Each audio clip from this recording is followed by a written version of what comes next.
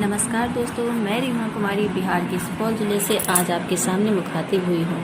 मेरे इस पास आपसे शेयर करने के लिए एक बेहद ही ज्वलंत समस्या है। यकीनन यह समस्या हर किसी के साथ कभी न कभी जरूर घटी होगी। यह समस्या है समाज में फैले दहेज रूपी दानव की। यह दानव अपने अंदर न जाने कितनी बहुओं को समाहित कर चुका है। आए दिन हमारी नज़रों के सामने से ऐसी घटनाएं गुजरती रहती हैं जो हमें न सिर्फ सोचने को विवश करती हैं बल्कि हमें शर्मसार भी कर जाती हैं कि हम उस समाज का हिस्सा हैं जहां कन्या को बेचा और खरीदा जाता है दहेज के नाम पर। हमें इस बात पर शर्मिंदा होना चाहिए, पर अफसोस इसका भी होता है कि हम शर्मिंदा होने के अलावा कुछ कर भी नहीं पाते। हालांकि हम अपने हिस्से का फर्ज निभा सकते हैं। जैसे अगर कहीं किसी शादी में भाग लेने हम वहां गए हुए हैं और दहेज लेने और देने की प्रक्रिया को अपनी आंखों से देख और सुन रहे हैं, कानों से सुन रहे हैं, तो इसका विरोध करना चाहिए। उन्हें इस बात की जानकारी देनी चाहिए कि दहेज लेना कितना बड़ा अपराध है और इसके लिए कठोर से कठोर दंड का विधान कानून में बना हुआ है। और अगर इसके बावजूद वो दहेज लेने और देने की प्रक्रिया बंद नहीं करते, आपकी बात नहीं मानते, तो पुलिस को इस बाबत सूचना देनी चाहिए कि यहाँ पे दहेज के लेन देन का व्यापार चल रहा है। दहेज लेने और दहेज की रकम मांगना एक संगीन अपराध है। इसे रोकने की जिम्मेदारी हर नागरिक को लेनी चाहिए। हमारे देश में दहेज निषेध अधिनियम 1961 में ही बनाया गया, यानी दहेज यहाँ अमान्य करार दिया गया था।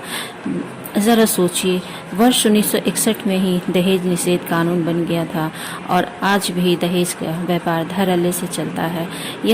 इसे व्यापार का नाम देना कहीं से भी गलत नहीं होगा, क्योंकि यह लेन देन की एक प्रक्रिया व्यापार से किसी भी कीमत पर कम नहीं आकी जा सकती है। बावजूद इसके यहाँ धड़ल्ले से दहेज लिया और दिया तो जाता ही है, और इसे अपराध भी न मानते हुए ज़रा सा भी शर्मसार नहीं होते वो।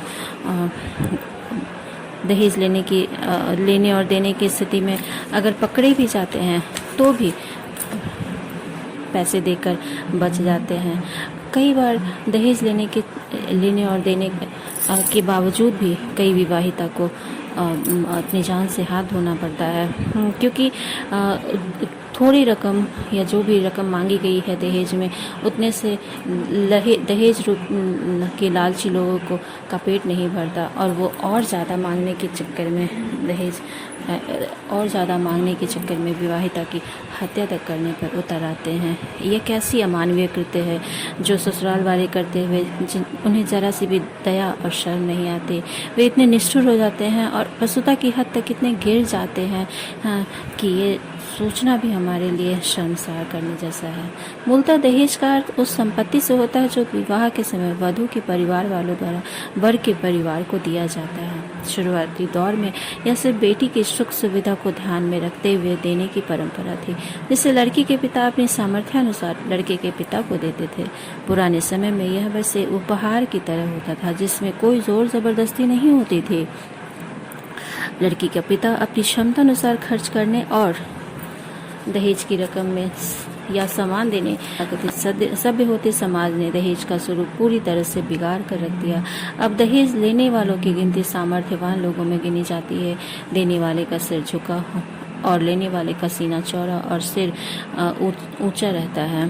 यह अपराध करते समय उसके मन में कोई पश्चाताप भी नहीं होती। जरा सोचिए, एक लड़की का पिता अपने कलेजे के टुकड़े को उन्हें सौंपता है। क्या बस इतना ही काफ़ी नहीं है कि उस पर और से अलग से दहेज का बोझ दिया जाए? इस अन्याय को आखिर हम कब तक सहेंगे? इसका विरोध करने के लिए हमें एकजुट होना होगा। किसी एक की लड़ाई ये नहीं है, हम सब की ये लड़ाई है। समाज में फैले इस घिनौने अपराध को बंद करने के लिए हम सबको आगे आने की ज़रूरत है, तभी हम इस समस्या से निजात पा सकते हैं। धन्यवाद।